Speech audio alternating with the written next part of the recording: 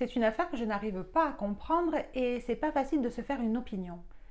C'est une affaire qui est connue, mais je tiens à la reprendre parce qu'elle a été réouverte il n'y a pas très longtemps. Donc, bienvenue dans l'affaire de Ellen Greenberg.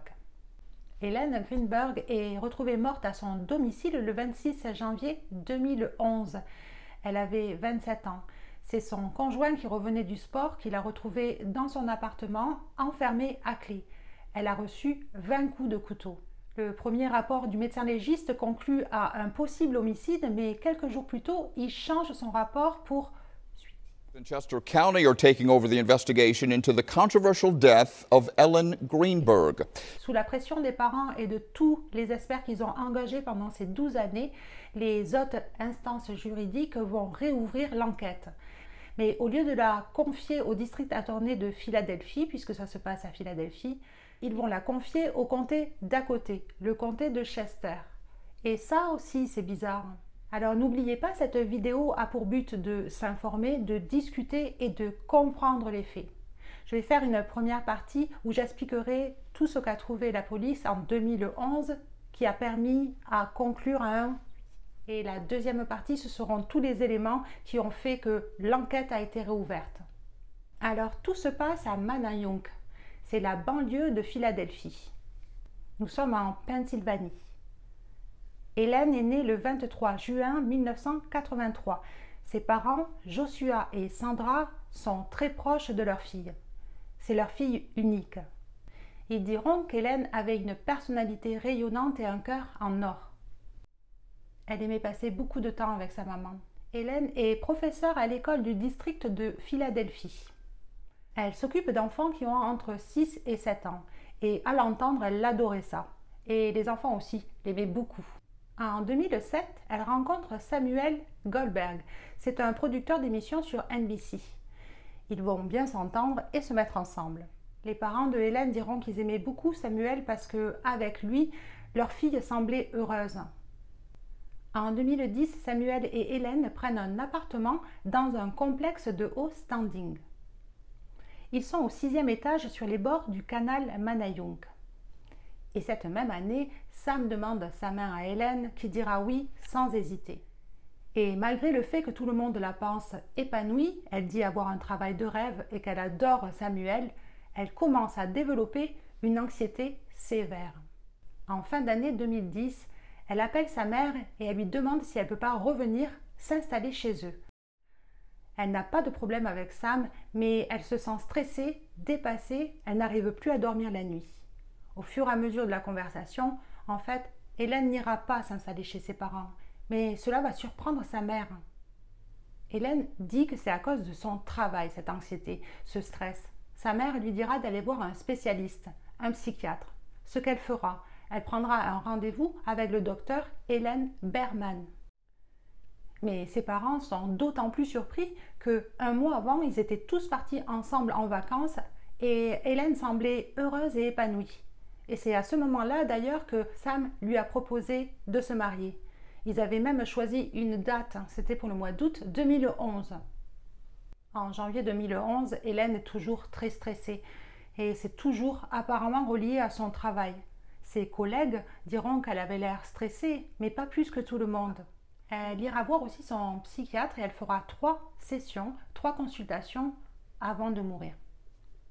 Le 26 janvier 2011, il fait froid à Philadelphie et c'est une journée comme les autres pour Ellen. Elle se prépare pour aller travailler et sur le chemin de l'école, elle appelle sa mère. Elles avaient l'habitude de s'appeler tous les matins vers 7 heures pour savoir comment la journée allait se passer. Lors de la journée, l'école décide de fermer les portes parce qu'il y a un blizzard qui va s'abattre sur Philadelphie. À midi, Ellen recevra un email d'une copine qui lui dira « Hey, tu finis plus tôt aujourd'hui ?» Et elle répondra « Merci mon Dieu ». Sur le chemin du retour à son appartement, elle s'arrêtera faire le plein de sa voiture. Et quand elle arrive chez elle, il est 1h30, Sam est déjà là. Il dira qu'ils ont parlé et lui, vers 16h30, 16h45, il décide d'aller au sport qui est dans le complexe de bâtiments. Il n'a pas besoin de sortir. La dernière fois qu'il va la voir, elle est dans la cuisine en train de se préparer une salade de fruits. 1 heure après, vers 17h30, Sam remonte chez lui. et quand il essaye d'ouvrir la porte, elle est fermée. Il a ses clés, mais c'est la barre du verrou qui est mise. La porte est fermée de l'intérieur.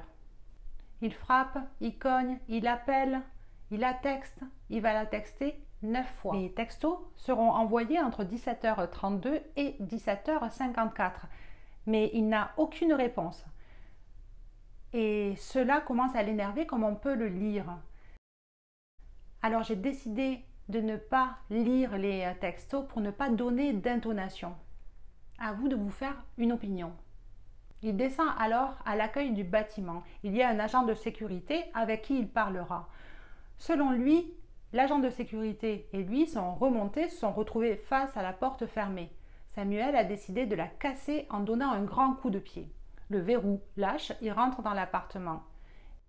Il l'appelle et quand il se retrouve au niveau de la cuisine, il se tourne et là il la voit. Elle est assise par terre, appuyée contre un meuble de cuisine.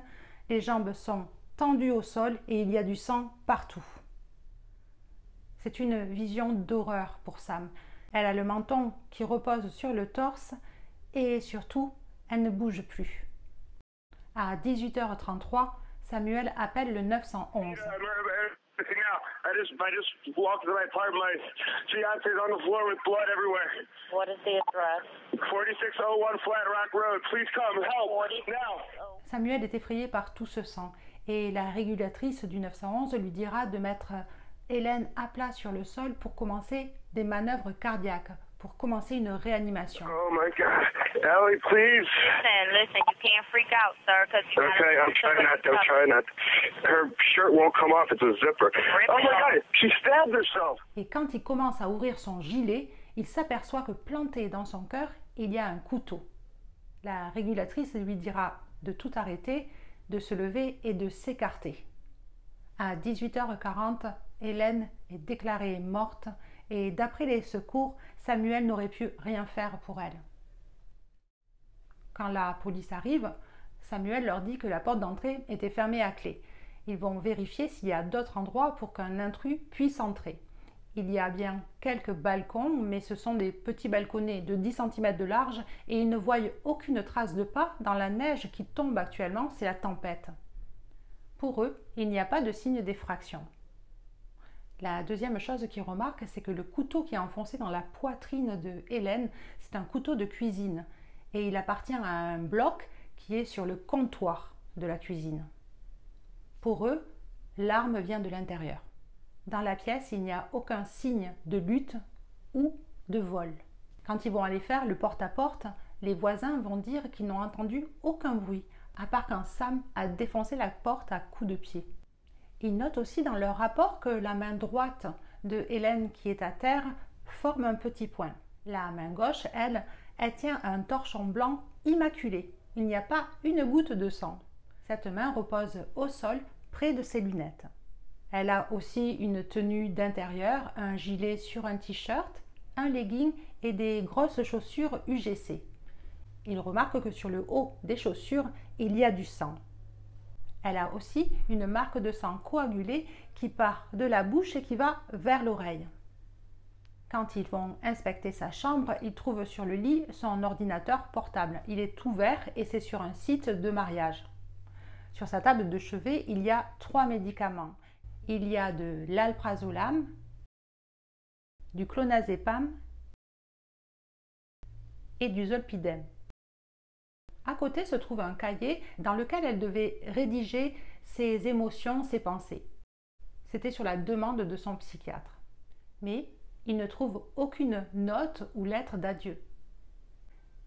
Quelques heures après, le père de Sam va appeler les parents de Hélène pour leur annoncer que leur fille est décédée. Ils habitent à 2 heures de là, les routes sont impraticables, ils ne pourront pas venir. Sa mère dira qu'elle n'arrivait pas à comprendre les mots qu'elle entendait au téléphone. Et avec son mari, ils vont être complètement détruits. Ils diront que pendant plusieurs jours, ils n'ont rien compris à ce qui se passait, ils étaient confus. Dès le lendemain, le 27 janvier, Il y a deux choses importantes qui vont se passer. La première, c'est qu'ils commencent l'autopsie et la deuxième, c'est que la police ne considère pas l'appartement de Hélène comme une scène de crime. Donc ils vont dire à la famille de Hélène de venir chercher des affaires s'ils veulent. Et c'est ce qu'ils feront. Son oncle viendra et il prendra son ordinateur portable, son téléphone et sa bague de fiançailles. Apparemment, elle ne la portait pas. La police leur donnera aussi l'adresse d'une agence spécialisée dans le ménage de scènes de crime et ils feront appel à eux. Quelques jours après, la police va réquisitionner quand même l'ordinateur de Hélène et ils feront des découvertes sur des recherches qu'elle aurait faites, notamment sur la suffocation ou sur les méthodes de suicide. Au niveau de l'autopsie, c'est pas la même chose qui se passe. Le docteur Osborne, le médecin légiste, lui, va remarquer qu'il y a 20 coups de couteau. Le premier, au niveau abdominal, a perforé le mésentère. Elle commençait à faire une hémorragie. Il y a aussi 2 coups de couteau qui sont portés à l'arrière de la nuque. Et ces 2 coups de couteau sont importants. Ils ont perforé la nuque de 6 cm. Et le dernier qui a été mortel, qui est au niveau du thorax. Il y a aussi un coup de couteau qui a fait une lacération au niveau du cuir chevelu. Une lacération de 6 cm et demi. Le reste des coups de couteau sont pour lui des coups d'hésitation, comme des essais. C'est-à-dire qu'ils sont à peine rentrés dans la peau et ils sont aussitôt ressortis. Une autre chose qu'on montrera à l'autopsie aussi, c'est que Hélène avait beaucoup d'hématomes. Et ces hématomes sont en voie de guérison, ils n'ont pas été faits la veille. Elle a un énorme hématome au niveau du bras droit, de 3 cm, de l'avant-bras, 3 cm aussi, au niveau du flanc droit de l'abdomen, et surtout sur la cuisse, où là, elle a plusieurs hématomes, et le genou. Hélène n'a jamais fait mention à ses amis ou à sa famille qu'il y aurait des violences physiques ou psychologiques avec Sam. Et le docteur Berman dira que lors des sessions, quand elle parlait de Samuel, elle avait toujours le sourire aux lèvres.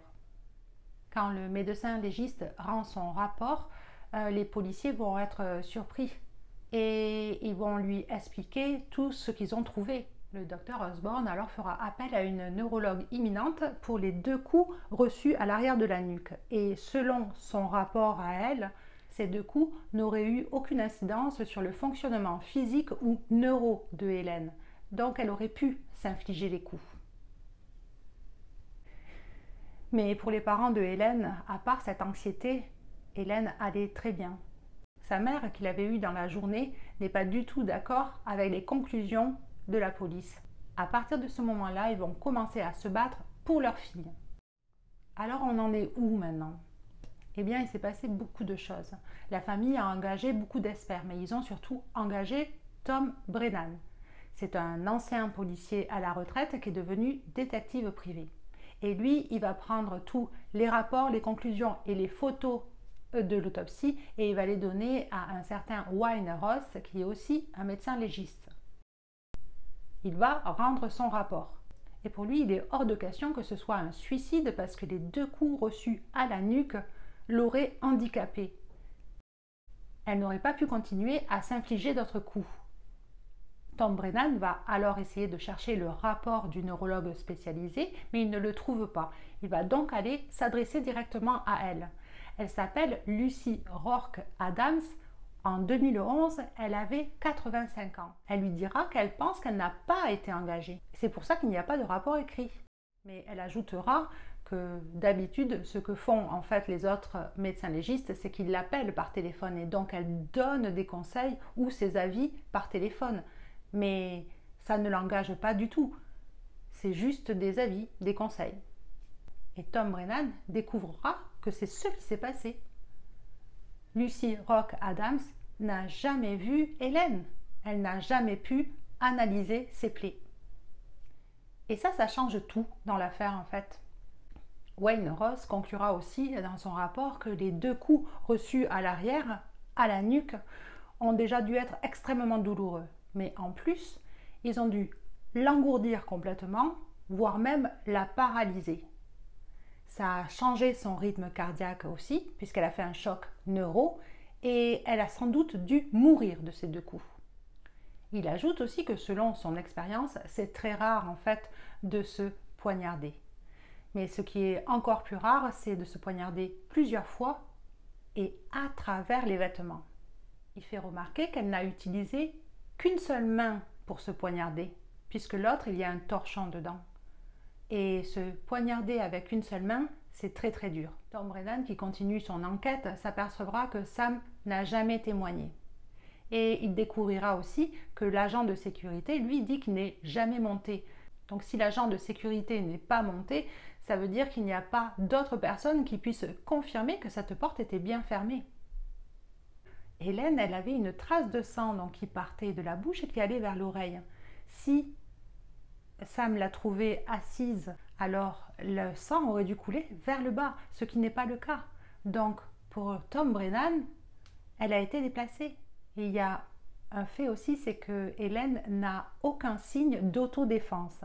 Alors Tom Brennan explique que sans doute ça a dû être une attaque éclair, que la personne est arrivée derrière elle et a commencé à la poignarder. Elle n'a pu rien faire.